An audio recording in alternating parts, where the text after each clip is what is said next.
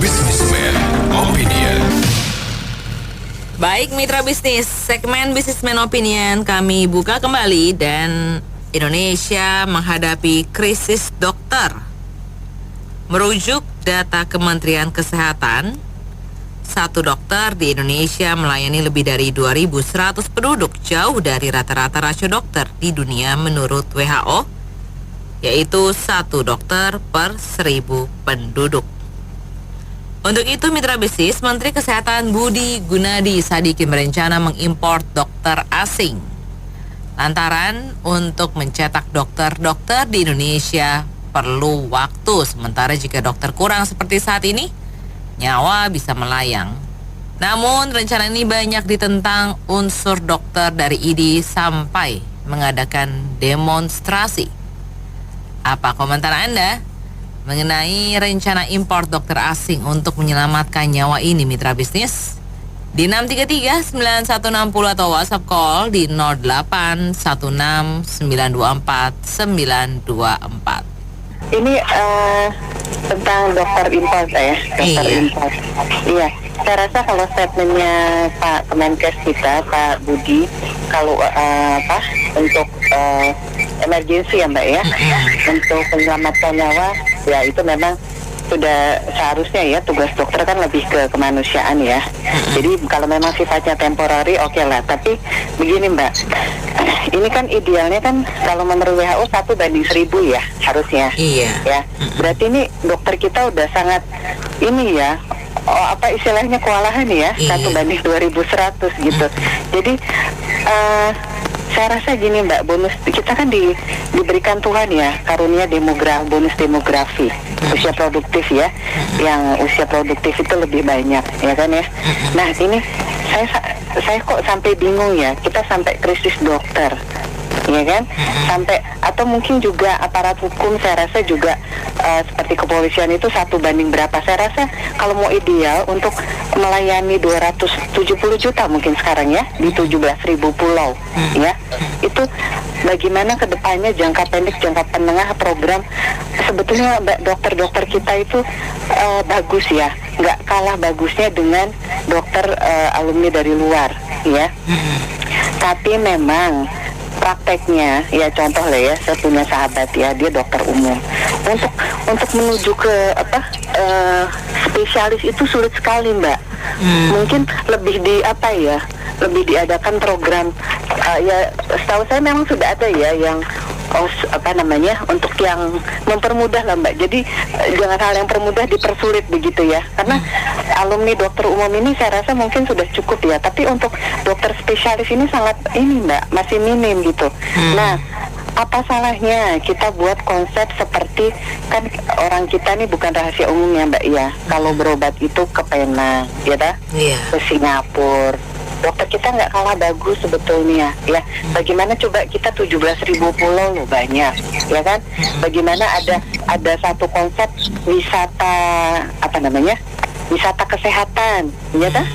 Ya itu dibuat, itu 17.000 pulau itu masih nganggur ya. Saya rasa kalau memang konsep jangka panjangnya dibuat seperti itu Mbak. Jadi ini saya memang miris ya, teman-teman saya yang alumni dari fakultas kedokteran yang bagus-bagus itu memang banyak dihargai di luar ya.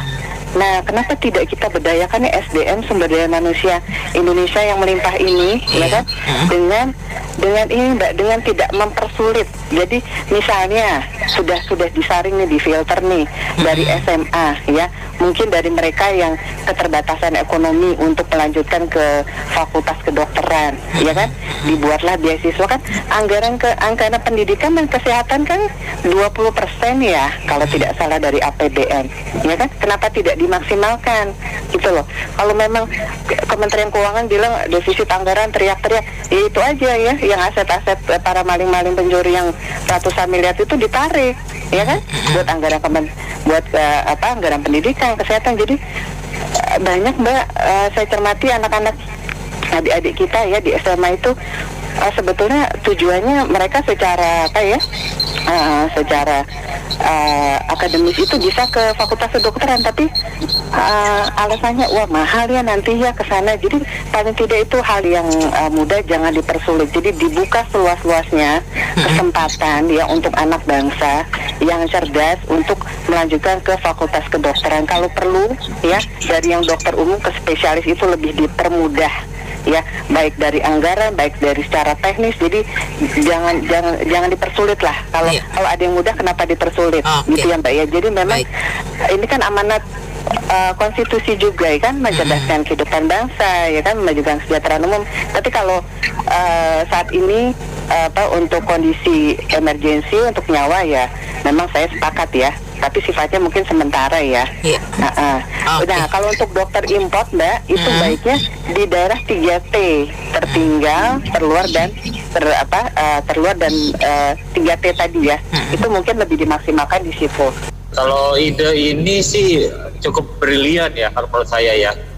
Buat pemerintah buat ide seperti mendatangkan dokter, karena tapi ya harus dipilih ya dokternya itu ya, jangan dokter umum kayak dokter spesialis, dokter yang ahli di bidangnya, fisioterapi yang mungkin saat ini kan banyak sekali ya pasien-pasien di rumah sakit yang antrian tunggu kayak antrian tunggu bedah kanker, bedah jantung, bedah saraf, itu antriannya saya dengar-dengar itu cukup panjang loh Bu. Ada yang sampai 3 bulan, 4 bulan, apa daftar tunggunya ada yang sampai setahun. Itu mengerikan sekali. Kalau misalkan nggak ditangani dengan cepat, mungkin akan bertambah parah.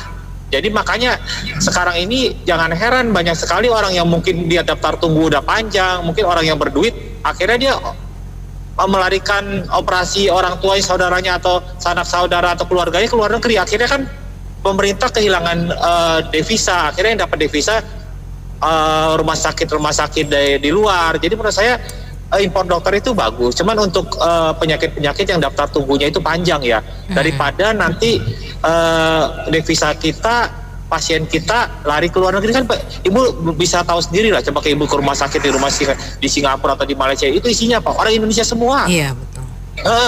Bayangkan berapa banyak devisa kita yang hilang. Gak usah dengerin ID lah. ID itu bullshit. ID itu organisasi mafia. Menurut saya pemerintah itu udah bagus. Rakyat harus diperhatikan. ID itu gak usah diabaikan aja. Kalau misalkan rakyat itu lebih butuh penanganan kesehatan yang bagus daripada organisasi ID. Gitu aja, terima kasih. Kalau menurut saya perlu diimpor sebanyak-banyaknya. Kurang lagi impor lagi. Kurang lagi impor lagi. Sampai memenuhi Pulau Jawa. Ya kalau nggak bisa ya jangan terlalu ngoyo. Orang dulu nggak perlu dokter bisa hidup. Orang dulu tuh orang-orang Jawa kuno itu nggak perlu dokter, itu perlu dukun. Ya ini sih sebenarnya gini lah. Saya sebenarnya nggak terlalu ngebay dengan ide seperti ini karena simply logically ya Mulanto, kalau kita mau ngimpor dokter, yang kita kekurangan dokter, kalau kita mau ngomong kekurangan dokter as in general ya, itu sebenarnya yang kekurangan adalah di daerah-daerah yang bukan di daerah kota, yaitu di kabupaten, kemudian di tingkat kecamatan. Jadi yang di daerah-daerah agak terpencil lah, itu kita yang kekurangan dokter, yes.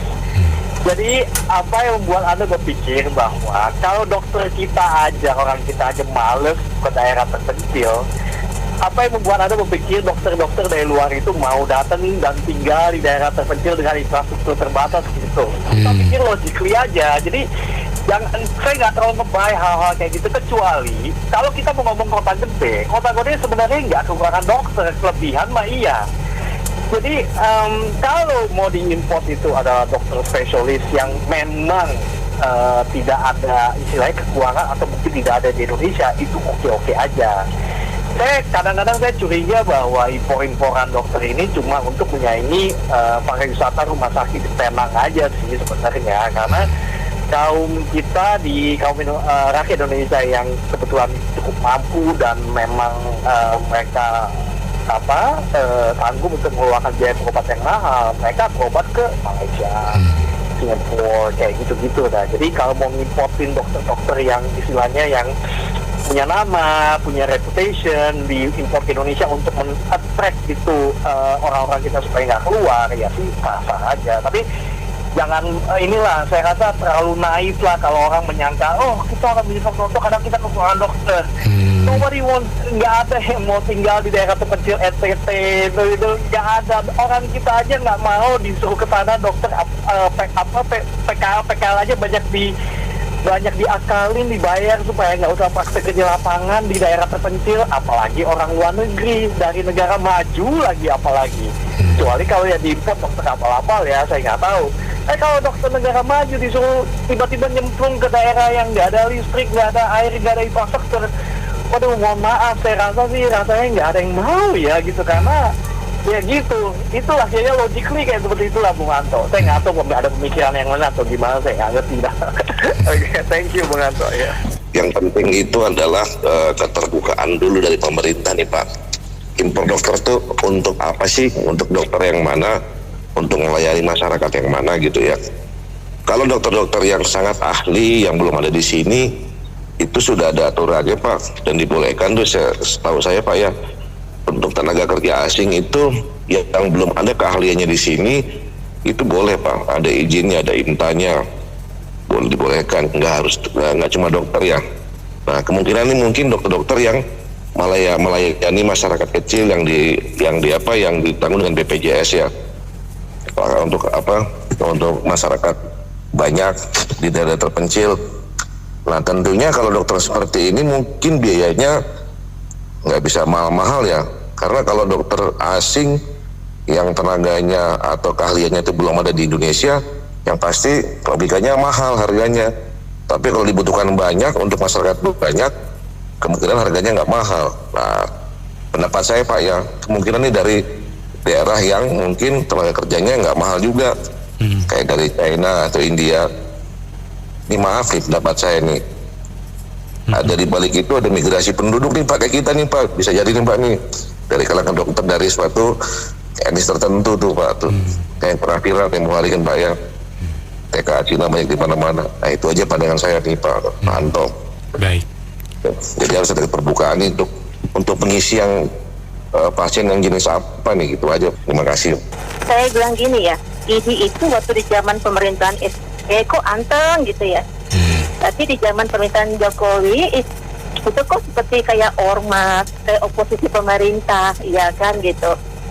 Ya, saya punya sepupu 2 dokter, mereka juga nggak cerai dengan ide yang sekarang, modelnya kayak sekarang gini, yang model kayak ormas, kayak oposisi pemerintah. Ide itu kan sebagai organisasi profesi seharusnya kan ini kan bisa lebih elegan, ya mewakili dokter-dokter di Indonesia, ya kan gitu. Jadi harusnya kan kalau ada kebijakan pemerintah yang kurang tepat, dia kasih masukan supaya kebijakannya jadi tepat. Itu kok campurnya secara elegan, ya pemerintah pasti mendengarkan, pasti menghargai seperti itu ya. Jadi ya ini memang saya miris lihat ini, itu yang pertama. Yang kedua masalah dokter asing. Kalau untuk solusi sementara, kalau memang itu dibutuhkan ya, saya rasa boleh-boleh aja, saya dukung, ya kan. Tapi ini harus diatur dengan baik. Ya kan, dalam artian juga bahwa dokter asing ini perlu dipastikan juga, harus dikasih tahu juga bahwa mereka bersedia nggak ditempatkan di daerah-daerah di luar Pulau Jawa, apalagi di daerah terpencil, ya kan gitu. Karena kan masalah utama kita kan distribusi dokter yang nggak merata, ya kan. Jadi dokter, terutama dokter spesialis kan terkonsentrasi di Jawa, ya kan, di daerah-daerah, apalagi daerah terpencil kan kekurangan dokter. Seperti apakah mereka bersedia ditempatkan, ya kan? Terus dari pihak Kementerian Kesehatan juga, ya kan? Apakah di daerah-daerah, apalagi daerah terpencil itu tersedia nggak alat dan teknologi medis yang memadai, ya kan? Karena kalau nggak tersedia alat dan teknologi medis yang memadai di daerah, apalagi daerah terpencil, ini kan membuat dokter asing jadi tidak efektif bekerjanya, ya kan. Kendala juga buat dokter asing seperti itu. Maka harus diatur dengan baik.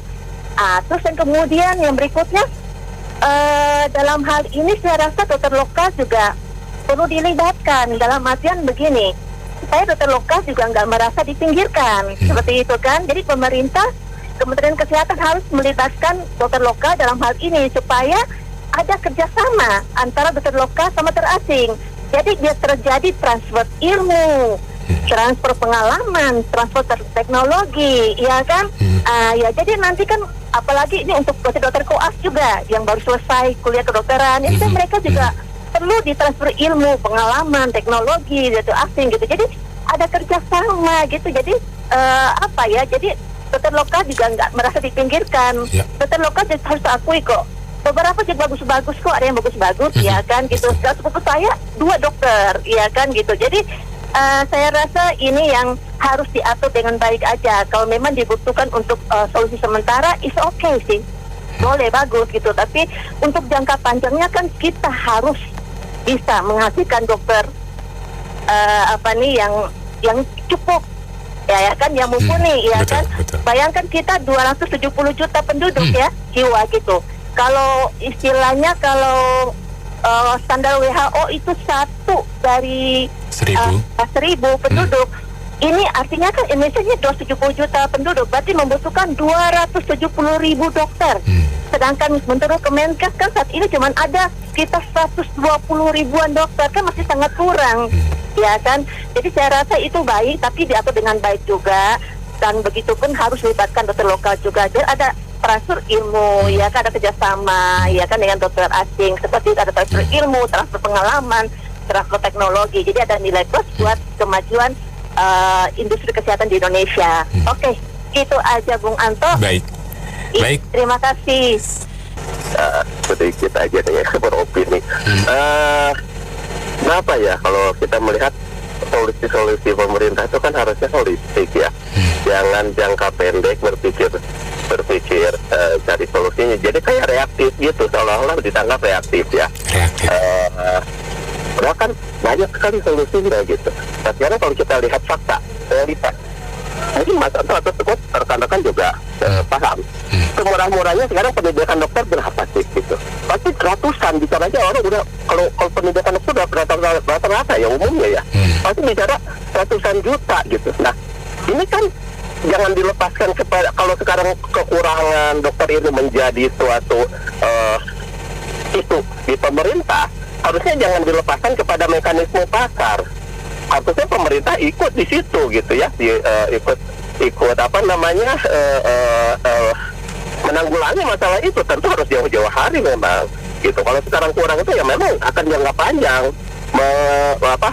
mencapai sampai tadi disampaikan 200.000 sekian gitu ya.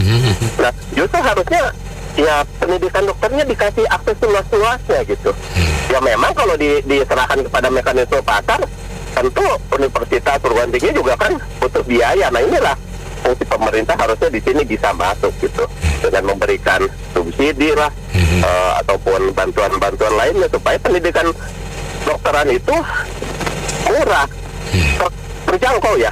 Kalau sekarang bisa kalau sekarang itu pendidikan kedokteran bisa dibilang untuk orang-orang kaya menengah ke atas gitu. Yang pada akhirnya nanti hasilnya pun mereka akan malas ke daerah gitu. Jadi ya tidak akan selesai masalahnya.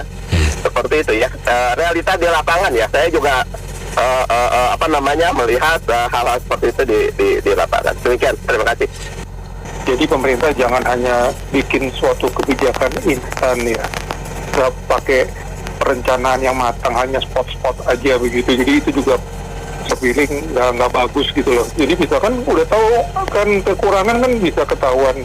Tadi biaya untuk mencetak pendidikan dokter sangat mahal, bahkan sampai miliar, pasti sedikit. Jadi kenapa sih pemerintah itu nggak menyediakan beasiswa untuk bagian-bagian atau bidang-bidang yang memang akan kekurangan dan biayanya besar, misalkan jurusan teknik, engineering itu kan perlu banget. Semua bangsa tuh maju kalau engineer-nya banyak. Yang banyak nganggur kalau coba disurvei saja, yang banyak nganggur sarjana itu banyak kan maaf aja jurusan sosial gitu loh. Mau yang gampang-gampang aja, tapi bukan salah mereka, karena mereka juga mungkin pingin di jurusan lain kayak kedokteran, teknik, tapi biaya mahal. Kenapa nggak dikasih beasiswa, diperbanyak ke sana? Itu satu. Kalau urgent banget perlu dokter asing, menurut saya satu. Pertama harus dicek kualifikasi, karena penyakit orang Asia sama orang Barat itu, orang Timur sama Barat itu banyak perbedaan, badannya juga berbeda gitu. Golongan darahnya juga ada, resusnya berbeda ya. Itu contoh. Lalu yang kedua, orang dokter asing, saya setuju sama yang pertama tadi, kirim ke daerah tertinggal gitu, itu aja. Yang pertama yang perlu kami sampaikan juga bahwa miris saja untuk ketika mendengar konsep ini, dan ini adalah datangnya dari pemerintah sendiri. Yang kedua, dengan langkah-langkah seperti itu, satu, pemerintah seolah-olah sudah tidak punya cara lagi dalam mengelola sumber daya yang ada di dalam. Sudah sepertinya sudah tertutup pintu, sehingga memberikan ruang kepada orang lain di luar untuk mengobok-obok yang ada di dalam. Bukan berarti saya katakan salah terhadap terjadinya kemajuan atau adanya kemajuan. Yang ketiga adalah pola pengelolaan manajemen satu bangsa ini jangan sampai kebablasan. Seolah-olah pemerintah merendahkan kualitas apa yang telah dibangun oleh pemerintah sebelumnya. Banyak universitas dengan berbagai bidang yang dibangun, tetapi seolah-olah ada satu keraguan dan ketidakberdayaan pemerintah untuk memberdayakan itu. Seolah-olah kemampuan anak bangsa ini adalah jauh daripada apa yang ada. Ketempat perlu dicari tahu mengapa sampai kurang sumber daya manusia di bidang kesehatan ini. Apakah karena faktor, kalau boleh kita katakan, karena telah menjadi sebuah bisnis yang namanya untuk mendapatkan ilmu di negeri ini, atau karena apa? Hal-hal seperti inilah yang harus direview, dievaluasi. Kalau memang sungguh-sungguh mau dikelola bangsa ini bukan karena kekurangan sumber daya, tapi bagaimana cara pengelolaannya, di mana rasa kebangsaan kita terhadap negeri ini sekian tahun. Dan saya khawatir, yang terakhir saya katakan, saya khawatir kita terlalu kebablas untuk melihat satu perubahan, tidak mempersiapkan dari dalam. Akhirnya semua yang ada dari luar seolah-olah itu udah benar, padahal di dalam negeri ini sendiri punya sumbernya. Malah ada banyak anak-anak bangsa yang bisa berkarya di luar, malah kita datang untuk mau mengatakan bahwa kekurangan dan lain sebagainya. Di mana kekuatan pemerintah untuk mengelola itu? Dan ini adalah tidak bisa terlaksana kalau hanya satu bidang atau satu pihak saja. Sebagai anak bangsa, ayolah. Sebagai yang mengelola negeri, ayolah kita bangun kesadaran yang dalam. Karena kenapa? Ada darah yang ditumpahkan untuk membangun negeri ini, tapi kita tidak dengan sungguh-sungguh mendorong untuk mencapai apa tujuan mereka, supaya kita benar-benar dari dalam yang membangun negeri ini. Jangan sampai diporak-porandakan. Itu saja sebagai pesan kami, bagian daripada anak bangsa ini. Saya sangat setuju dengan Bapak Menteri Kesehatan, Pak Budi. Jadi memang kalau kita lihat ya, dokter-dokter Indonesia, apalagi yang tergabung dalam ID, kepengurusan ID, mereka tidak menjunjung kemanusiaan, tapi lebih mengutamakan keuangan, ya, keuangan pribadi mereka. Mereka nggak berpikir apakah masyarakat Indonesia kekurangan dokter, mau mati, mau sengsara, mau banyak kematian ibu hamil, anak baru lahir, mereka nggak peduli. Ya, mereka merasa mereka tuh seperti dewa. Ya, mereka yang paling hebat, paling benar. Bahkan dokter Indonesia yang sekolah di luar negeri harus melalui macam-macam sertifikasi, mungkin sertifikasi halal kali ya. Jadi banyak sekali dokter-dokter lulusan luar negeri yang bagus-bagus tidak mau bekerja di Indonesia, meniti karir di Indonesia karena hambatannya sangat besar. Ya, jadi memang saya sangat setuju dengan Pak Budi, dokter asing harus segera, ya, karena apa? Karena dia mewakili negara, ya, mewakili pemerintah yang mengetahui dengan tepat permasalahan kesehatan di Indonesia, khususnya tenaga medis dokter. Ya, jadi kalau bisa sesegera mungkin, dan itu memang harus ya disebar di tempat-tempat yang mungkin dokter-dokter Indonesia pun juga nggak mau menginjakkan kaki di sana.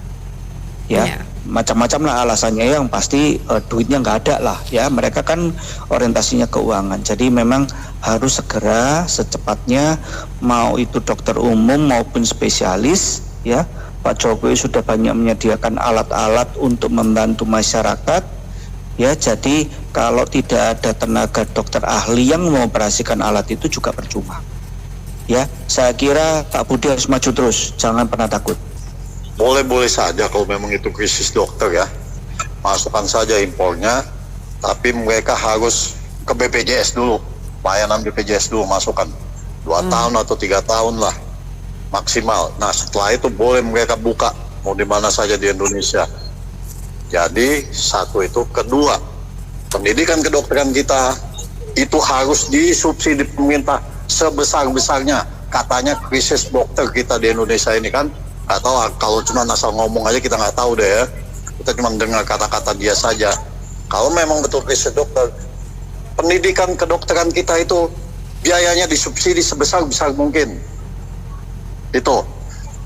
Ketiga, saya bilang semacam kayak BPJS juga dilepas saja itu. Jangan sampai ada fase 1, paskes 2, paskes 3.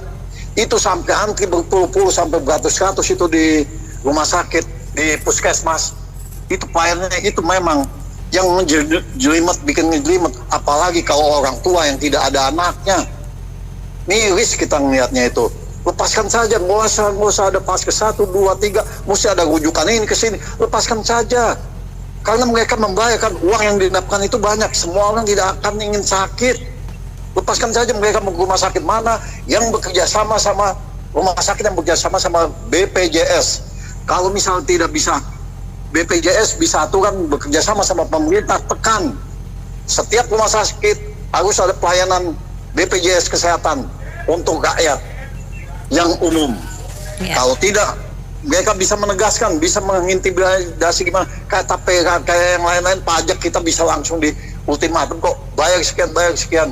Begitu juga untuk rumah sakit, semuanya itu diwajibkan mereka harus membuka pelayanan BPJS. Kembali lagi saya tekankan, untuk BPJS itu dilepas saja lah. Biarkan saja rakyat itu memilih kemana rumah sakit mana, puskesmas mana. Rakyat itu tidak ingin sakit, diperhitungkan uang yang hendak juga, yang banyak yang tidak ke rumah sakit.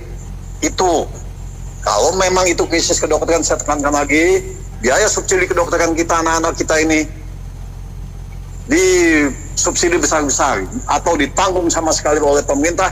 Dan kalau dokter impor itu memang betul-betul masuk, mereka masuk pelayanan ke BPJS dulu selama 3 tahun atau 2 tahun. Begitu saja, makasih. Assalamualaikum. Sebetulnya krisis kedokteran itu udah lama, karena disebabkan bukan orang tidak mau jadi dokter. Orang itu pasti banyak yang mau ngabdi, mau jadi dokter, karena biayanya terlalu mahal sekolah kedokteran. Dan kelamaan kalau sekolah kedokteran di luar itu lebih cepat. Kalau di sini itu nggak tahu kenapa, nyari dosennya aja susah, ya kan? Jadi banyak dipersulit. Menurut saya di Indonesia ini apapun dibikin sulit. Jadi kedokteran di luar itu orang mereka tuh lebih cepat selesainya. Kalau di sini lambat, biaya mahal. Itu pemerintah tidak pernah memperhatikan hal itu. Sebetulnya banyak yang orang mau jadi dokter. Kenapa orang mau keluar? Karena orang kesal di sini susah, biaya mahal. Kalau orang yang mau mampu, sebenarnya orang nggak mampu tuh yang kepengen jadi dokter tuh banyak, mengabdi, mau berbuat baik, tetapi nggak bisa karena duitnya nggak ada. Jadi orang yang punya duit baru bisa jadi dokter. Itu sudah nggak benar tuh, pemerintah itu dari dulu tidak pernah memperhatikan hal itu. Yang kedua, menurut saya di Indonesia krisis itu banyak, bukan kedokteran aja. Yang tidak kalah penting itu Indonesia ini krisis hakim yang benar, jaksa yang benar, gitu loh. Jadi harus import hakim tuh yang sebanyak mungkin ke Indonesia ini, jadi baru dapat keadilan untuk bangsa Indonesia. Jadi orang yang korupsi besar gampang sebentar aja keluar, yang korupsinya kecil-kecilan diperas habis. Ya itu menurut saya Indonesia ini krisisnya banyak, bukan hanya kedokteran, apa saja krisis. Semuanya tidak pernah memikirkan rakyat yang susah. Ada juga mereka memikirkan kantongnya pribadi masing-masing. Itulah Bu, menurut saya itu nggak benar Indonesia ini orang-orangnya. Nggak bisa dipercaya lah kira-kira. Kalau menurut Pak Menteri kondisinya seperti itu, ya saya pikir ya dijalankan saja, karena kan nyawa lebih penting kan. Cuma kalau masalah ada pihak-pihak yang merasa berkeberatan, berarti secara persaingan mereka tidak siap gitu aja kalau menurut saya. Dan memang menurut pengalaman pribadi saya berhubungan dengan dokter tanda kutip rumah sakit di negeri ini, aduh memang terlalu komersil, Bu. Saya pernah sekali waktu itu udah jelas-jelas saya tuh sakit demam berdarah. Sudah ada hasil lab darahnya, karena dokter rujuk udah lebih baik ke rumah sakit aja di ONU. Jadi saya masuk ke rumah sakit ke IGD dengan semua bukti lab darahnya udah jelas itu demam berdarah. Yang saya kaget, Bu, disuruh periksa jantung. Apa hubungannya itu? Kan itu terlalu komersil, jelas-jelas komersil kan? Ya. Terus kejadian kedua, saya pernah sekali gejala seperti stroke. Jadi saya kan kaget, akhirnya saya tanya teman-teman, udah kamu ke IGD aja. Sampai di IGD diperiksa dokter, dia melakukan pemeriksaan. Akhirnya saya yakin itu dokter tahu saya bukan stroke, tapi dia rujuk udah di MRI apa di CT scan. Tapi karena saya menolak, akhirnya dia kasih obat. Saya coba tanya ke dokter yang lain, ternyata obat yang dia berikan kepada saya tidak ada hubungannya dengan stroke, Bu. Jadi sebetulnya dia udah tahu saya bukan sakit stroke, tapi dia tetap menyarankan saya untuk MRI. Jadi kan komersil lagi. Seperti itu, Bu. Jadi ya dokter di sini menurut saya terlalu komersil lah, apalagi rumah sakit gitu ya. Jadi pelayanan kesehatannya nomor 2 gitu, bisnisnya nomor 1 gitu. Itu aja, terima kasih. Saya sangat setuju dengan Bapak Menteri Kesehatan, karena impor dokter itu hanya salah satu solusi. Sedangkan mereka yang tidak tenang itu sudah jelas dari dulu memang tidak tenang dengan dokter asing. Mereka memang tidak senang dengan dokter Terawan. Nah itulah yang masalah adalah ID. Mereka lembaga yang korup. Terima kasih. Asal jangan presiden wakil presiden aja yang diimpor nanti. Lama-lama ngarahnya ke sana loh. Ini pengalaman saya nih ya. Memang nih di rumah sakit nih sekarang nih jadi manja di rumah sakit swasta nih ya. Masa saya minta rujukan dari rumah sakit tipe B ke tipe A. Di tipe B ini merasa dia udah pede sekarang, udah dibantu sekian banyak oleh BPJS. Kuota dokternya dibatasin sampai waktu tidak tertentu, 1 bulan 2 bulan. Biasanya dulu tuh 3 hari 4 hari udah tinggal nama doang. Ini enggak, dia juga nggak ngasih tahu. Sebut aja di rumah sakit Hermina Jatinegara. Itu benar-benar brengsek pelayanannya tuh. Maaf ngomong saya bilangin ya. Kesal saya benar-benar, masa akhirnya saya langsung aja kan. Tahu begini-gini, itu dah. Ya kayak gitu, kan ada rumah sakit Hermina juga, kalau nggak salah dengar ya, pernah ada berita juga tuh di Lampung, yang ditutup katanya. Emang nih BPJS-nya harus jujur juga, jangan main-main ini, main kucing-kucingan lah gitu. Ya balik lagi seperti sekarang dulu sih, faktor jujur, akhlak, di tingkat yang udah banyak ya, perkeruan, udah kacau dia bilang. Ini ada yang komen apa bisa gaji dokter luar negeri. Loh buktinya aja banyak juga yang ke luar negeri kan harus pesen tiket, harus pesen hotel. Itu biaya jauh lebih mahal. Kalau dia ada di sini kan nggak usah pesen tiket pesawat ya. Kalau misalnya dia sama-sama Jakarta gitu ya. Nah, tapi buktinya aja lebih mahal aja pakai kurs luar aja orang masih pergi gitu loh. Jadi ini bukan suatu bilang masalah bisa gaji atau enggak, masalah kualitas saya bilang. Kalau mau menyangkut soal nyawa gitu loh. Kalau misalnya ya kualitasnya banyak lah yang udah ada ya kasus-kasus. Jadi percuma gitu loh kalau kita kesini nggak sembuh, akhirnya harus kesana lagi jadi 2 kali bayar gitu loh. Jadi jatuh-jatuhnya lebih mahal mana gitu kan. Nah, saya nggak bilang di luar negeri pasti sembuh juga. Cuman ya kita ada alternatif lah dan kita nggak perlu harus naik pesawat lagi. Orang sakit kan naik pesawat tuh menderita juga gitu loh. Jadi kalau ada di sini kan kita jadi lebih gampang lah, gitu aja sih menurut saya. Oke, makasih. Melihat fenomena kesehatan rakyat tentu dari kacamata Indonesia Raya ya. Dari Sabang sampai Merauke, bukan hanya Jabodetabek gitu. Kita tidak berbicara tentang rumah sakit besar dengan sekali berobat flu 1.500.000 gitu, bukan.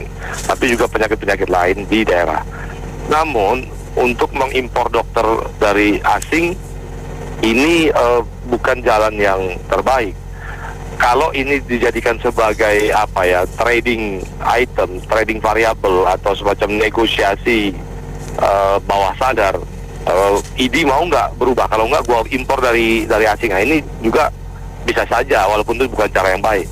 Karena sebenarnya untuk menambah jumlah dokter, seharusnya Kemenkes dan Kemendikbud mencoba untuk melakukan akselerasi pendidikan supaya lebih banyak universitas yang bisa punya fakultas kedokteran. Kalau perlu disubsidi itu alat-alatnya. Kemudian yang sekarang udah semester 5 dan 6, mana-mana mata kuliah yang nggak penting, bengek yang sebenarnya tidak berkaitan dengan dokter itu dipangkas supaya dokter itu tamat jangan 6 tahun 7 tahun. Begitu juga dengan yang S2 atau spesialisnya. Nah, percepatan seperti ini karena setiap aparatur kita kurang terus diimpor, apa nanti ke depan katanya sekarang rasio polisi kurang, apa kita mau impor dari FBI? Saya rasa lebih penting mengimpor polisi loh dari luar negeri daripada mengimpor dokter. Karena kepolisian selain kurang aparaturnya di beberapa titik atau keahlian juga sangat kurang kapasitasnya gitu.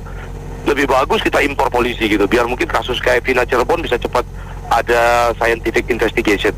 Nah, kalau dokter, fakultas yang ada sekarang ini berapa yang ada di universitas itu? Paling nggak lebih dari 100 universitas dari 4.000 universitas kita. Kemudian bagaimana pemberdayaan juga untuk percepatan mantri. Zaman dulu kita zaman kecil-kecil ada mantri ya. Nah, sekolah-sekolah perawat atau paramedis lah, perawat atau bidan ini dibantu juga percepatannya, biar kalau di daerah Cimahi, Coret atau di daerah tebing tinggi Medan atau Kuta Cane gitu, ya mantri dengan penyakit-penyakit endemik yang ada di situ juga sangat berperan, Pak Mantri, Bu Mantri ini juga. Nah, itu seperti itu gitu. Jadi saya pikir mengimpor orang asing untuk datang ke Indonesia, dokter gitu, itu memang cara terbaik untuk melakukan penghinaan bagi pendidikan kedokteran di Indonesia. Itu cara yang paling sempurna, ya itu. Sama seperti kita mengimpor polisi, itu kan cara terbaik menghina institusi polisi itu. Ya, ini kan kalau saya lihatnya ya, kalaupun mau impor dokter, ini kita balikin lagi aja sama mekanisme pasar gitu maksudnya. Kalau akhirnya mahal juga, ya nggak menyelesaikan solusi. Kalau pendekatan kita bicara wilayah ya, seperti penelpon yang sebelum bicara mengatakan bahwa kita lihatnya dengan kacamata se-Indonesia, saya setuju. Tapi itu harus dipaparkan juga proporsi perbandingannya berapa. Misalnya di Papua penduduknya berapa, kebutuhan dokternya berapa, proporsinya udah seimbang belum? Dan itu juga masalah pemerataan juga. Banyak dokter-dokter, kalau kita lihatlah di perguruan tinggi yang sekarang ini tiap tahun juga meluluskan dokter berapa banyak gitu loh. Cuma masalahnya ini kan akhirnya kembali lagi kepada hukum pasar, ada hitungan BEP-nya. Kalau dia mau sekolah dokter habis sekian ratus juta, lalu dipraktek di tempat pedalaman yang tidak balik modal, itu mau jadi apa? Ya, yang jadi persoalan kita tuh yang telak-telak saja lah. Misalnya kita katakan kita berobat di Pineng, itu jauh lebih murah.